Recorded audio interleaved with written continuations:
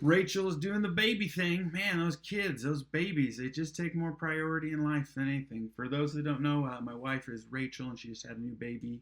Well, she did. We did. She's the one that did the work. I didn't. He's about 2 months old. So, okay. Well, we're getting started in here. Just for everybody's knowledge, I am recording this. We'll post it a little bit later and send it to you. Just as some housekeeping notes in the beginning, if you go to the chat, inside the chat, I have pinned a welcome form or a sign-in form there. Name, email, address, and a question there. If you could go to that, add your email, add your name. What I'll do is after this one, I'll send this recording for so you can see it later, as well as I'm going to be adding some helpful hints, some helpful links and things that way, so that you can learn from this and grow, and we can all kind of go at it. So really kind of how I'd want to do it, just for housekeeping, I'm going to kind of go into different sections of this. If you have a question, just put it in the chat. I'll pause for questions at different times, and we can kind of go into it. So just be aware that we got a lot of people, and which is great. Thanks for everybody for being here. Okay, well, kind of just getting into it. Really kind of what we're going to go over in this is just an introduction of what are the rules generally, so everybody knows. There's some confusion about that. The difference between a notice, outreach advisory, violation notice. What is code enforcement doing? How are they tracking this? And this is based off of my experience. Part of this as well is to learn from other people. So if you have information to share, please do. I am not the source of all knowledge on this. I'm really excited to learn. And then from that, it's more recommendations on how to maintain and or build your business on this. So kind of we'll jump right into it from a standpoint of there's the city and the state. So at its basic form, if you have a home that is in a residential zone, you have to have 30-day reservations. This is pulled directly from a notice that has been placed on a property, but at its basic form, if you're a residential home and you're renting it as a short-term rental, it has to be more than 30 days. Now there is I've seen the question of, what if I'm doing room by room model? Technically, that also constitute as less than 30 days, and you would need to have a lease in place for longer than that, within that. Now there is some leeway in that, specific in a different section of the code, but generally, if you're listing it most likely on an Airbnb platform in a room by room model, they would still follow this same outline process. Okay, now the next part of it is more importantly the state level. Now this comes from House Bill 256. This was passed last year. House Bill 256, really what it did is it took away what was called the Notwell language. Representative Notwell was the one who put it in place, and it indicated that cities, municipalities, could not use a listing as evidence against an operator or a host. That has since changed. It's not an outright they can use your listing, but now, as it reads here, you can see it says they cannot use the listing as evidence in short-term rental took place so long as the municipality has additional information to support the position that an owner or leasee violated a municipal ordinance. What that traditionally, that additional information, the trigger of it is a complaint. It is a complaint, or they are even, I can't confirm this, but it is my understanding that they're even getting to the point of pulling tax data, as well as insurance information to see if policies have short-term rental riders and things on that. But that is the biggest trigger of it. A city can't reach out and say, you have a listing, we're shutting you down. They have to have other evidence. I have some examples of how they have utilized that, but that is the biggest piece that is important, is the other evidence or supplemental evidence. If there's any questions on that, I'll pause real quick for that. How do they get your insurance information? This is something that I don't know, to be honest. Another fellow host, her name is Rebecca, she indicated that when the advisory notice was placed on her door for one of her tenants, that the enforcement officer, Jim, indicated, we believe that this property is doing short-term rental because we know that the insurance has an insurance policy. I have put some questions out to an attorney on that one that is specific to this. He's with the Rental Housing Association, which is presently in session at the state level. He said, I'll get back to you, I'm just too busy. but I don't know exactly. It feels a little shady to me, but before I cast doubt in everybody's mind, I'm waiting to hear back. I don't know. Okay, I'll keep continuing on here. Okay, the next thing, this is something that's really important, is what notice do you have? And really there are three. I've kind of found that the process on this is three different ones. There is outreach, advisory, and then the actual notice. So an outreach, what the city is doing, and it's primarily Jasmine is the individual who's focusing on it, is she is going to properties that they suspect as short-term rental. Now, a suspicion comes from a software that they're using called Rental Space, meaning that this rental space that is purchased by the city, it goes in and it validates information and says, we believe that this property, based off of crawling the website, is hosting people for less than 30 days. That is where they then are sending an outreach to your neighbors. So they'll identify one property on the street, let's call it. They then will put an outreach to the neighbors saying someone in your neighborhood is doing short-term rental, which is against the rules. If you have information, please present it or report it. Thus, what that does is that important piece at the state level is it triggers the additional evidence. They then have a complaint to which they can then go in and investigate on your listing and really get you shut down. So that is kind of the first thing of what I have seen from an outreach standpoint. The second is an advisory. Now, this is for a specific property that they suspect to be doing short-term rental. It is just stating, neener, neener, neener, we know that you're doing this, and you should comply.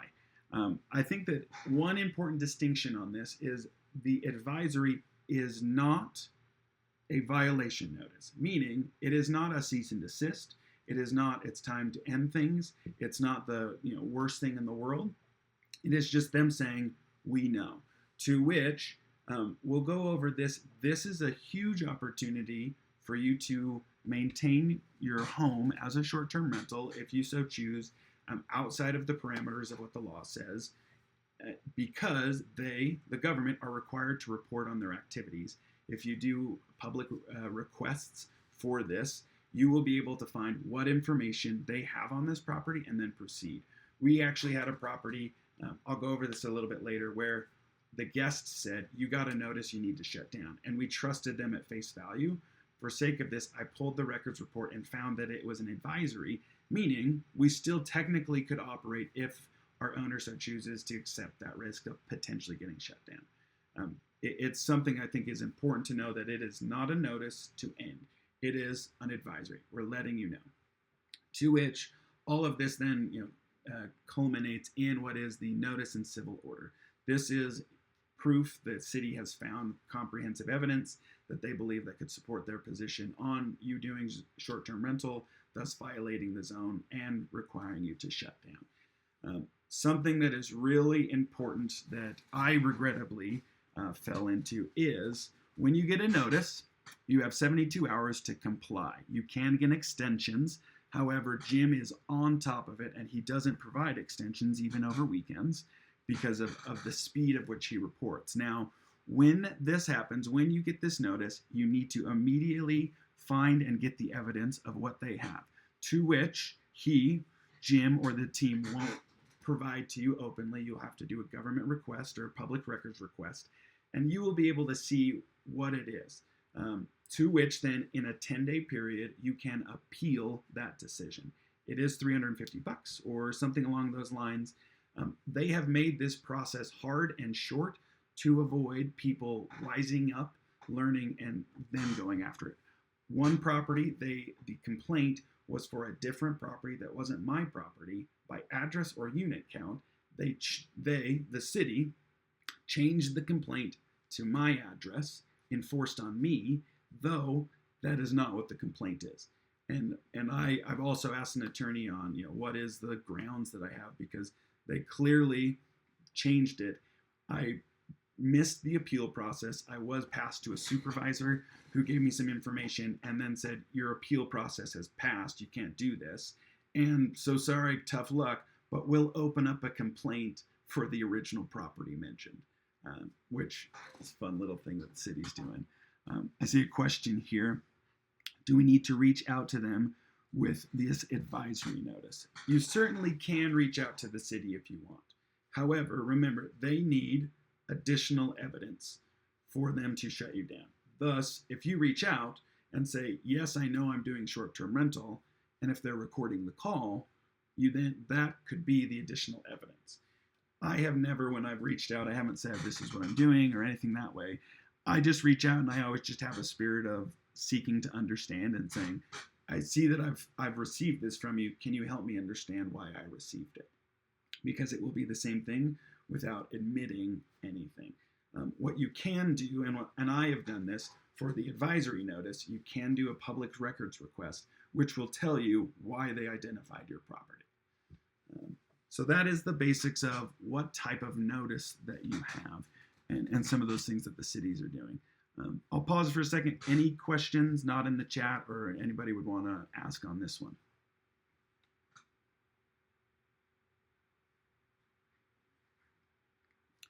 Okay, not, feel free, we'll come back to it. Okay, now what I have done, kind of the rest of this presentation is more so on things that I have learned from the city and what they have been doing. And a lot of this is based off of the public records request. It's a very simple site.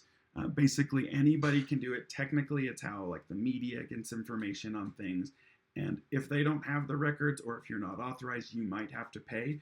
I have found I don't have to pay for any of it, even for properties that I'm not a part of. I submitted one for the property that I mentioned that was the violator in that complaint, and I wasn't, and they gave me information on it. But this is one thing, and I just present it here. This is the website of what it is, and then this is kind of their response. They're actually getting pretty fast at it.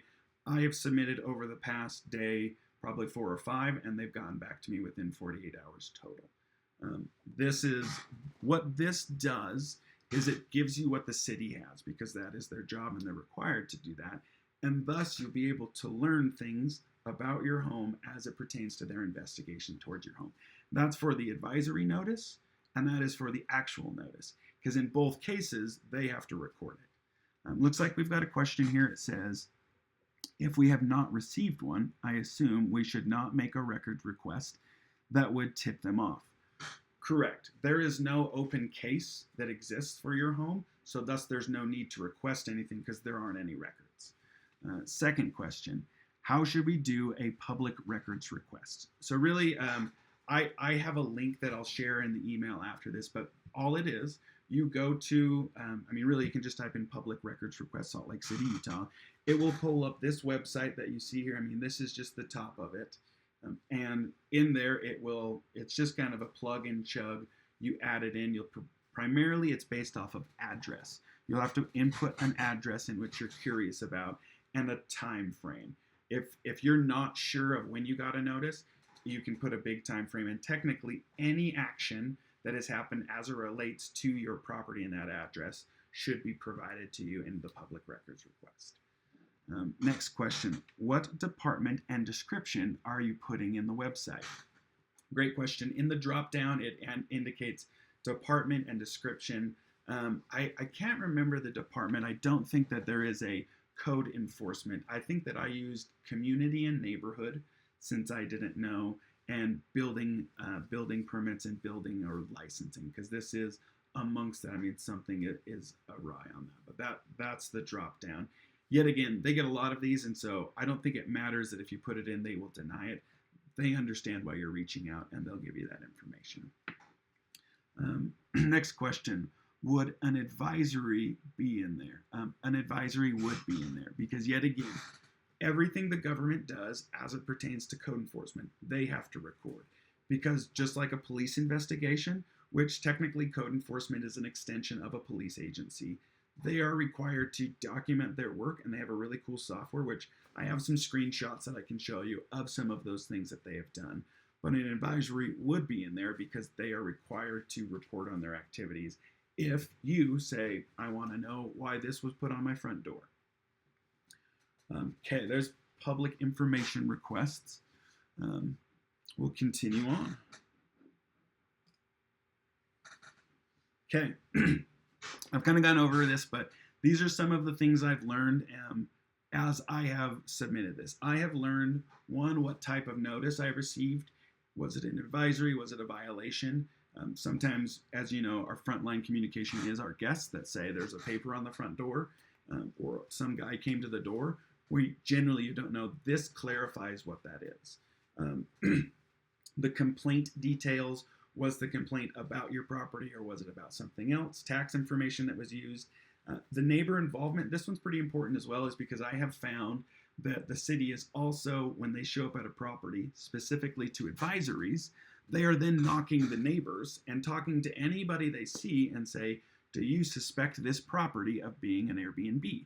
They use the terminology Airbnb, to which they then have that person sign a form that says, I suspect this property because I see luggage coming, there's frequent cleaning, lots of travel, license plates from other states, things along those lines. And it is, yet again, all geared towards gathering evidence. And that can be one thing that triggers them to say, we did an investigation, we knocked, we talked to a neighbor, they signed this, thus we had probable cause to begin investigating your home. That's the dynamic of it. Phishing listings, I've also found that the inspectors are phishing listings, meaning they're sending, hey, I'm a guest, can I stay at your place?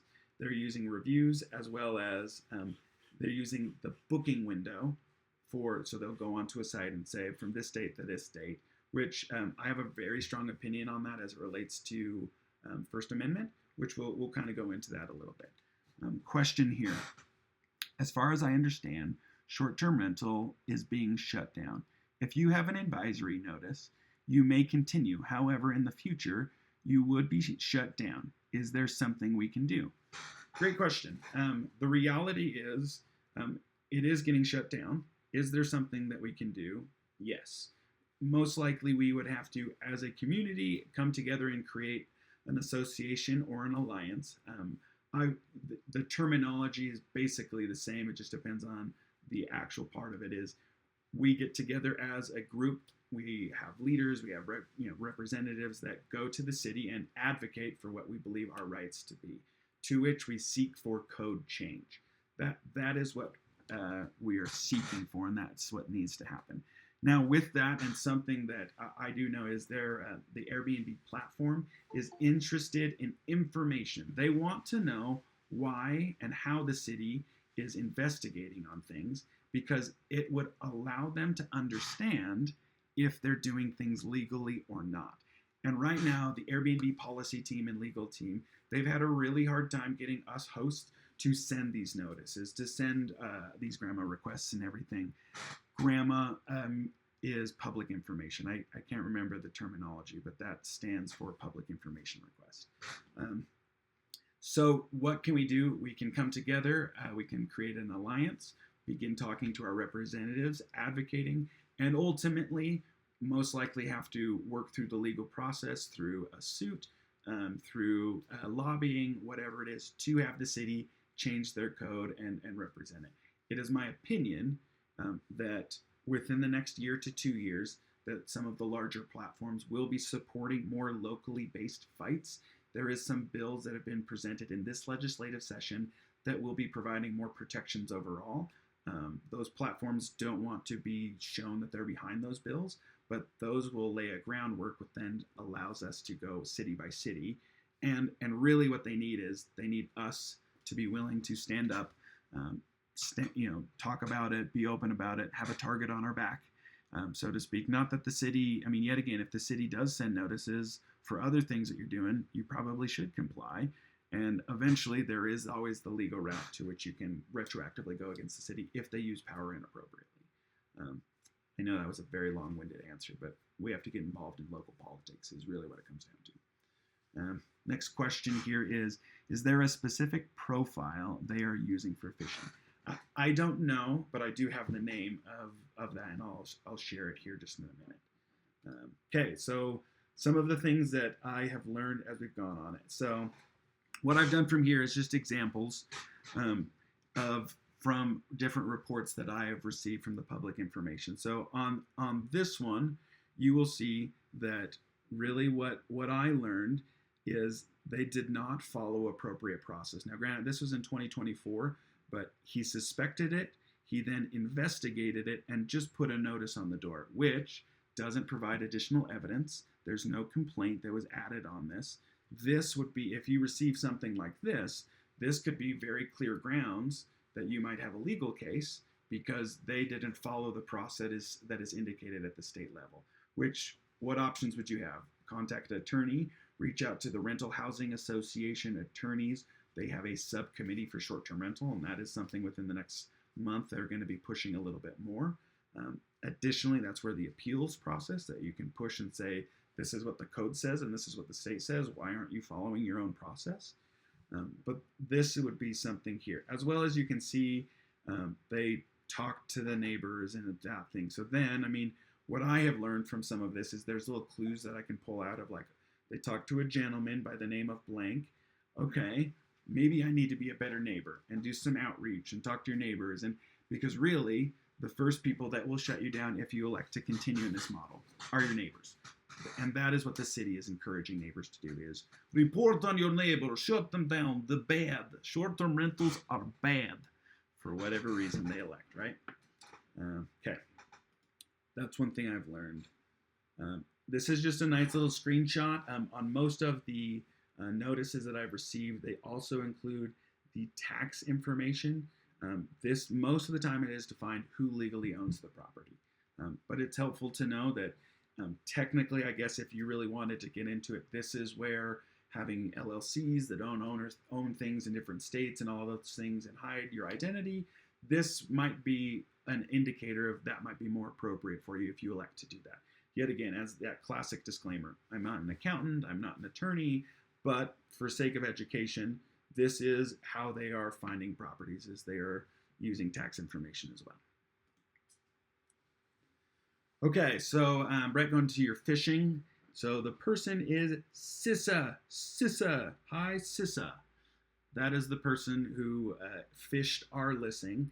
Now, what you see here, these are screenshots from the investigation report that they did to support it. And so some things that I learned from this is they went on to our account and said, well, look, you can book for less than 30 days. Thus, it can be inferred that you're doing it. Now, here's where a gray area I personally think exists, is if this was submitted as evidence, it's not proof. It is hypothesized it is. To which you as a host could say, yeah, that might be true, but we don't allow instant book, because when somebody sends me an inquiry, I say, oh, thanks so much. Really, we rent for 30 days. Would you like to sign a 30-day contract? And that would be the additional evidence to show that you are following the process. So that, and to which, here's the other thing, and I know I mentioned this a little bit later. This personally, I believe to be a First Amendment issue, is because what they are indicating here is your listing says you are doing this, thus it is implied. When in reality, we all have the First Amendment right to free speech and do what we want. This could be argued as a free speech because, yes, I am advertising it as as a single day rental, but as you can see, they can't book it, and you, the city, need to prove that I am doing it. I'm doing this, and it's my right to do it because I can say and do what I want, but you need to prove that I am not following the law, and here is the lease. Here is a contract that I have with that individual for it. That, I think, will be a couple of years out specific on that.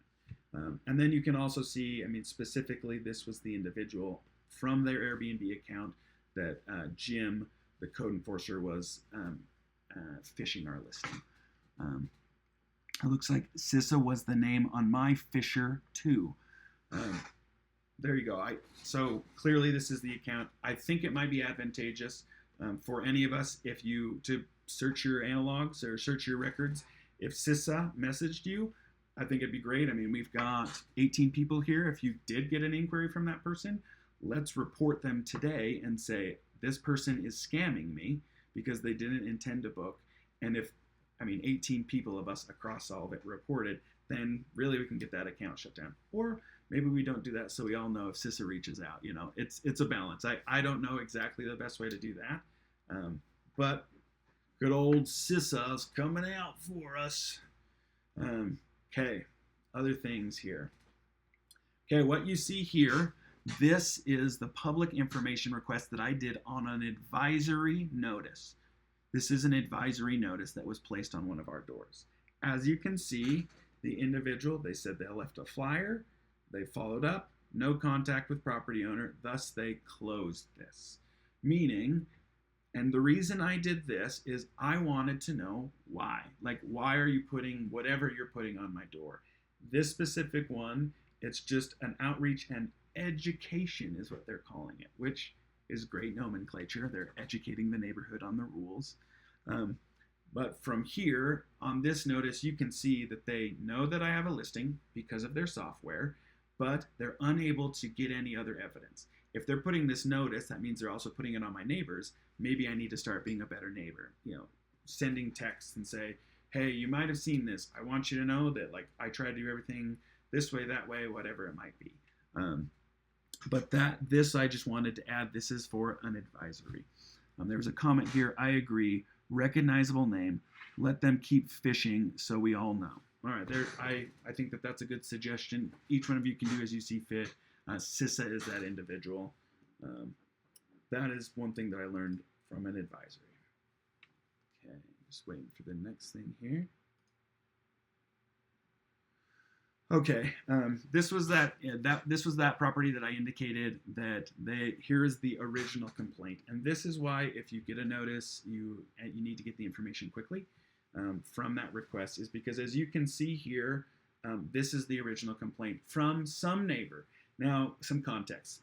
My property is on one side of the street, and basically it is a duplex. On the other side is a triplex. It was flipped. It was on the market an extended period of time, and they elected to do it as a long-term rental. I actually have walked the property because at one time we were in conversation of doing short-term rental at that property. So I know, and I have data to prove that it's a 3-unit, and a quick Google search also shows that it has 3 kitchens, whereas if you do a Google search on my same property, it has 2 kitchens. And I also use a software for our trash. So I'm able to record and say, this is what the trash looked like for the past 4 weeks. Here's a picture of every time my team member did it. So I could refute that. But as you can see, they elected to change it because the person was wrong, which I believe to be true. I believe that often when complaints are submitted, person doesn't always know the address. But in this case, I think it could have been very easily argued that the address was very clear. The home has 3 units. And my home is not listed on the address. I don't have problems with trash, because here's the evidence, and I don't have 3 units. To which I argued that with the supervisor, and he said, tough luck. By the way, your place isn't listed as a duplex. We don't have any permits for it. To which, if he gave me that notice, that's fine. We'll make it legal. I've done that on other units, and that is within the code. Totally fine with me. I'm not afraid of that. What I did have a challenge and feelings about is that they changed it and then didn't want to change it because clearly they were trying to catch my listing. All right, there's a comment here. I thought about writing letters to my neighbors and making sure they all knew that they could contact me. But could that letter and or text be a second form of evidence? Certainly. I mean, it certainly could be. I think it comes down to that neighbor. What did you do to piss that neighbor off to the point that they so much want to collaborate? If it, in transparency, I work at one of our rental properties in a garage in the back. The neighbor to this side, she fully would comply. She put a huge fence up when I bought this property, and she has very strong feelings about me. But I got a free fence out of it, so that's pretty cool. I also did have to spend 8 months with the code enforcement to get legal licensing and get our ADU, and now my property's worth more because I did it. So not always awesome, but yet again, sometimes following the law is good. And even if we have to follow the law for a time frame, work together from a legal standpoint, and then change that law or get recompense for them violating, that is also the opportunity. So I think that that's the balance of some of this as you approach this is, what is the long term for this property, and what is my exit strategy for this property? Those are things that I think can kind of go into this as well. All right, let's see what else we learned here. I brought this one up. You can see right here at the top, I found that Rentalscape listings. So Rentalscape is the software that the city is using. In my case, it was they found two listings, an Airbnb listing and a Mr. B&B listing. We don't list on Mr. B&B, so there must be some associated partnership with Airbnb and Mr. Airbnb. So that might be another thing, that even though you might see your controlled listings, it's great to investigate the OTAs, online travel agencies, to see where they are listing things. I'm going to stop for a second. I see a comment here that says, I guess I'm confused what the point of disputing the evidence is if in fact you are operating an STR. If that evidence is considered invalid, wouldn't they just try to gather other evidence? Towards your point, Adam, yes. I mean, yet again, I do not refute the fact that nor was I arguing that we were violating short-term rental. That is true. But what I was, in my specific case, what I was arguing is the evidence found, like the state code says, wasn't valid because it wasn't for mine. Thus, your entire investigation equally wasn't valid. And thus, you, at the city, have to start over because you didn't have a valid complaint. The example that I was talking to my father last night, I mean, we all know that it is, even if somebody committed a heinous crime, if the enforcement institution, the police, broke into that individual's office, stole his files that proved that he did it, they can't do that because that's illegal. There are boundaries of which they can do that. And that was really what more I was pointing at, as well as on a personal vindictive world thing. I kind of want to stick it to Jim because I think that it's a misuse of government power to say, no, that's not the address, even though the address is listed. So yet again, that is an Aaron problem and an Aaron approach more than it is to your specific point. You are right. We were in violation. We would eventually have been caught. Yet again, though, that wasn't the issue that I was fighting, for some context. All right, coming back into it here. So rental space, but Mr. B&B. So that is something I think that was also really valid, is you have to be out there, which kind of also goes into that gray area of potentially First Amendment rights, which is we all have the right to list and do what we want. It's on the city to prove that we're doing those things. Okay. Now, I didn't build this one out as much. That really what I've covered up to now is everything as it relates to what the city is doing, ways that they're approaching it. Before we kind of jump into some other recommendations, which to be honest, I've been very brief on this part. Part of it was just a time management. And this week I got really deep in a hole and I didn't prepare on it as well as I wanted. I do have some recommendations and we can chalk through that right now, as well as I was planning in that link to also send out some helpful links as well to help on some of ways that we can learn and softwares that you can pick. For those that might have joined late, if you go to the very top of the chat, there is a sign-in feature. If you could just add your email, your name, at the end I'll send this recording, as well as I'll send some other helpful links for what we've talked about to date, as well as some great recommendations. But before we jump into it, I wanted to leave it open, and it can be more of a Q&A, either in the chat and or if, raise your hand and or just, get on the mic, happy to share. First question that came in here from Lori. Why is the city choosing to do this? I pay more in income tax on my short-term rentals than your other properties. This is a question that I don't know, to answer your question. I don't know exactly. However, this is my hypothesis and my approach according to the world of Aaron. So truth or not, who knows?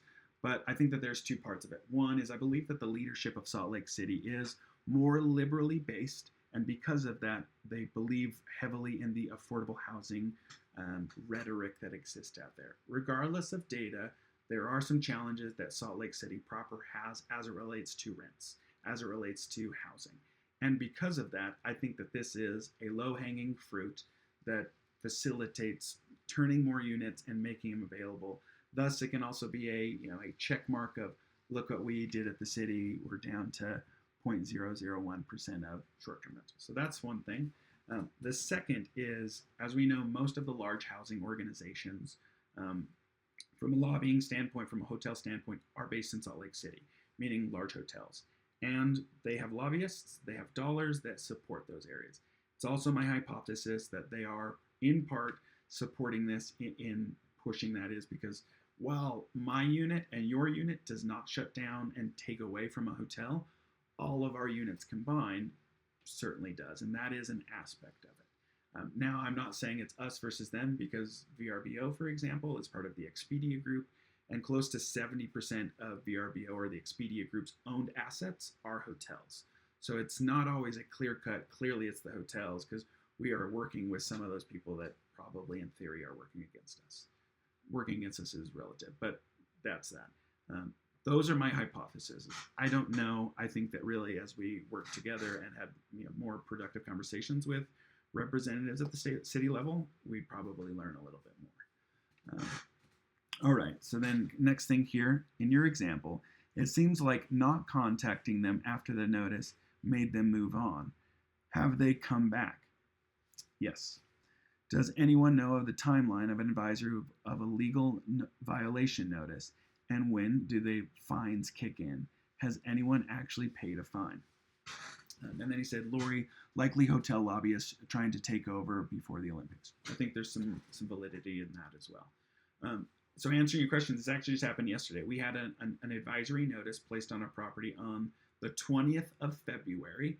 Jim knocked on the door yesterday of that same property to continue his investigation, and our guest said, we told him to scoot on.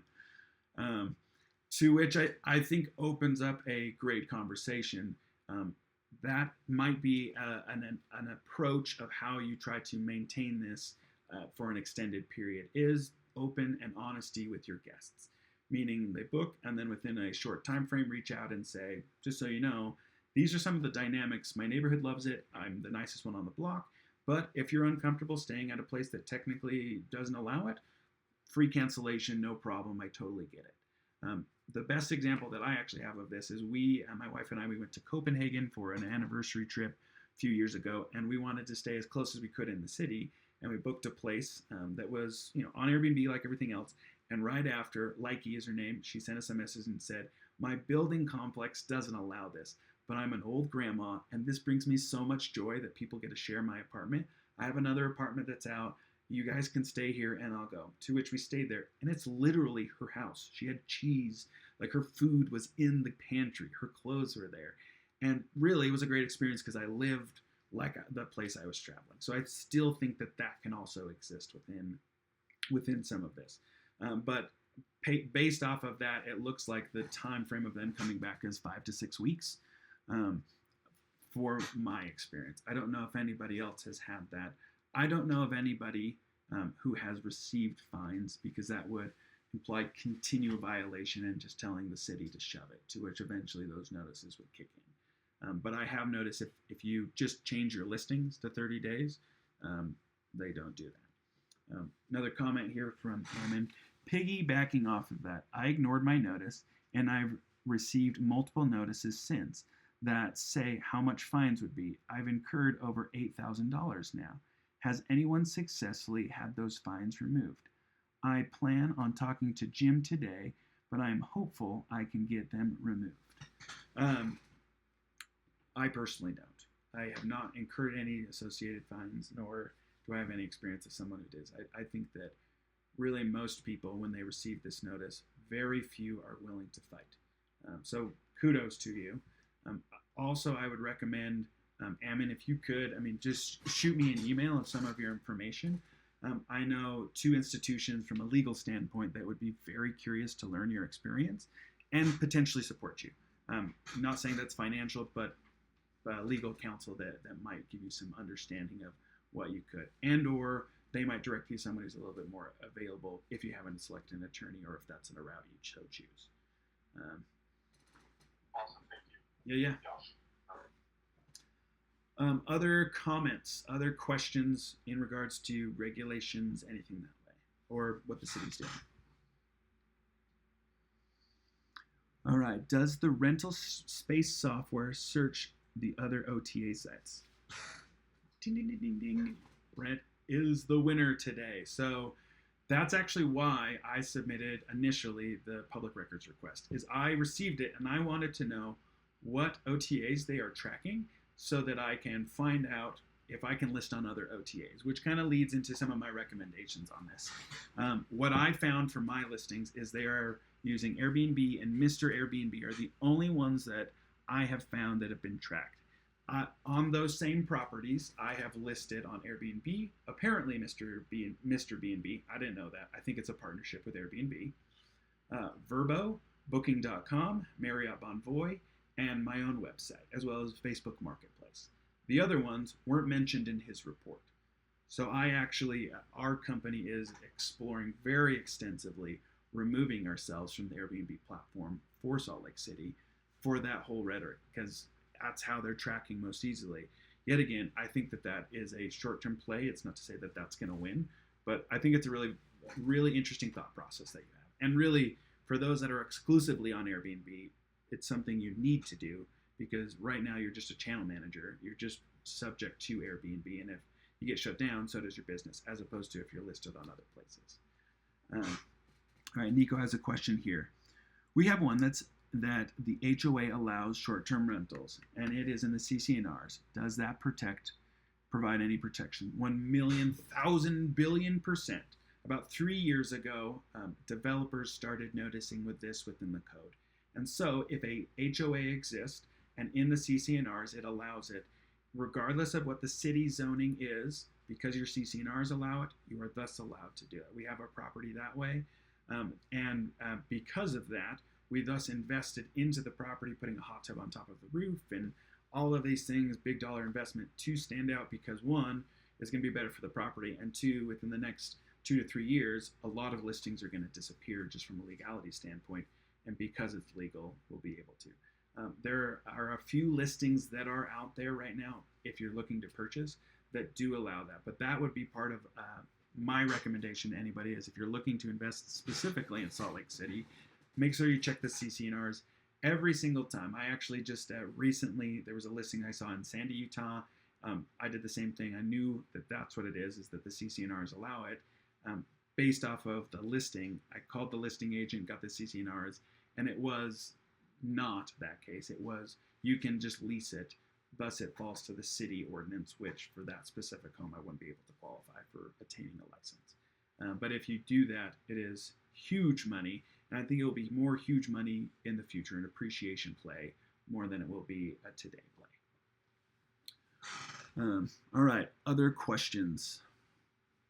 Sounds like I need to create an HOA to make my own rules and comply. I may know an attorney that I'm talking to right now to do that. I think it's really valid. And I agree with you. Boy, Brett's on the same wavelength as me today. We must be sharing notes or something, because I think that also would constitute if you establish an HOA. I think that I don't know exactly that. I'm learning my own self. Okay, other questions for the regulation side? Comment or raising hands. Looks like Nathaniel, you had a comment. Yeah, I have an idea. How about all of us buy a whole neighborhood? And then what neighbors will complain? Yeah, exactly. No, I think that that would make sense to work around this code. I think the biggest challenge is trying to buy everybody's houses. But I'm in. Let's just raise a fund. Let's do it. Actually, I do have a relevant comment. So I did a deep dive with Google and ChatGPT, and these were the things that specifically about the Rentalscape software and how it detects listings that I think may be relevant. Educate us, please. There were like 10 things that it looks through, and then it provides the city with a confidence level of, we think it's this house with this confidence level. And it seems like the number one thing is if you have exterior photos of your property, which you can change. You have control over that one. Another thing is reviews in your property, if they mention the location. Also, I guess the software can triangulate that pin that Airbnb for the property location.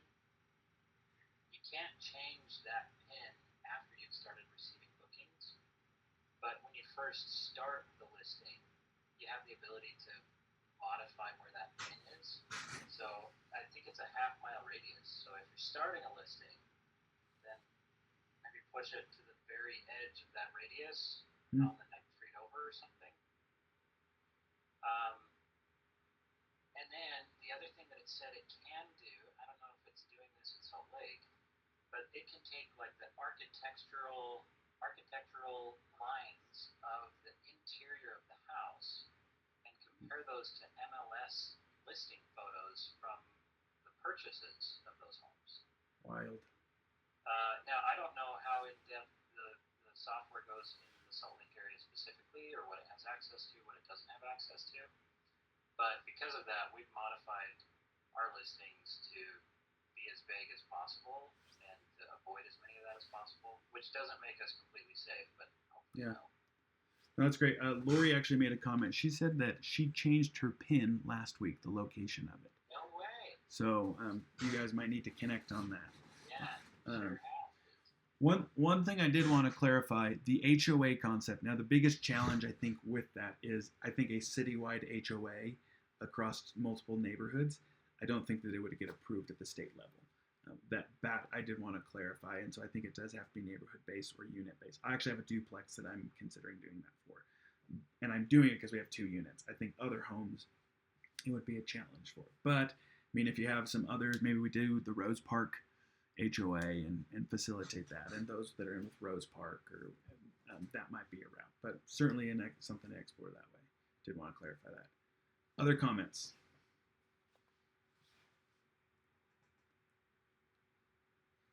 Can we create some kind of poll about of those who have received an advisory or a notice? How many of them have exterior photos on their listing, and how many of them have reviews, or are there specific things that have led to that high confidence level that we can identify? Yeah, really, I'll say this, Nathaniel. If you could do this, this would help within our Facebook group. If you could create that poll, I mean, you're the one that did the deep dive on it. If you could maybe summarize what those questions are and post it in there, I think that would be a great place to do it, because it doesn't look like we have the capacity here on this tool that I'm seeing. I just don't have the celebrity power that you do, Aaron. Oh my gosh! Well, then let's change that. Just let everybody's celebrity there. Yeah, let's figure that out. Let's connect on that. All right, 2 questions that came in. Probably also just kind of a 5-minute warning for everybody. We're coming close on the time. So, question here: do you know if the software searches constantly or on different days? I often unlist from Airbnb on weekdays to hide. Answering your question, it is a 24-hour thing, and so formally there was ghost features, or I can't remember. Stealth mode. That was another one with IGMS that they used, that it would turn it off and on. The softwares have wised up a little bit, and by you kicking your listing back on, it then would start at that same date. So not as clear and obvious. Then a question here. So if I have a 4-plex and create my own HOA for that building that allows short-term rentals, will I be protected from the city theoretically? 100%. Yes. That would be so worth it for you. The complex where we have ours, it's an 8-plex, and our HOA is terrible. And what I mean by that is they don't really do anything. I had to reach out to them for some issues that we were having, and it took us like 6 months because one of the other guys is down the street, and now he lives in Hawaii, and it just is very loose, and our CC&Rs are like 2 pages long. So it literally was done to facilitate exactly what you're talking about. But yes, I would do that right now because, one, it'll protect you. Actually, just last week, Midvale. I was at Midvale at a complex that had 9 units that have been operating as short-term rentals for about 15 years as that. It's owned by one owner who, for lack of a better explanation, allows his HOA, his properties, to do it. And the city of Midvale has not wised up. Technically, I think if they did, he would thus say, well, we're an HOA and here's the documents to do it. But yeah, I would do that right away. Feel free to send me a message of whom I'm talking to, and that maybe we all have a meeting with that specific person, anybody who's in, so it's kind of collectively and we can all learn at the same time. All right. Really, I will add the recommendations within that email, or maybe we schedule another one to kind of go over this. But really, my biggest push is create a business more than just be a single OTA. Meaning right now, the majority of people, because Airbnb makes it really easy, you only list, or many people only list on Airbnb. When in reality, if Airbnb shuts you down, or if the city does, how viable is your business really? And so that's more of my encouragement and recommendations to people is have more listings in more places. Yes, it's challenging, but that's the point of a business. Yet again, though, the real crux of it is it's hard to sell illegal businesses. Um, by you operating this as a short-term rental in an area where it is technically illegal, the resale value and all of it, it will come to an end unless code changes. To which that's potentially what we could all do here is work together to create the Salt Lake City Short-Term Rental Alliance and begin conversations that way, and collectively there's more people to support. That's kind of some of it. I'll just stay on here for a little bit, but I'd say that's it for today. Thank you everybody for coming yet again. Please, if you didn't sign in, please add your email to that. I noticed a few people left a comment of your email. If you could just take the time and just add it into that sign-in sheet, that would help me so much, just because I'm of time management. I'm trying the best I can to support our community, and like going back and finding everybody, I might miss it. So if you could do that, that'd be very helpful. I'll stay on a little bit if anybody has any questions, but thanks so much, everybody. I'm going to stop the recording now, and feel free to reach out.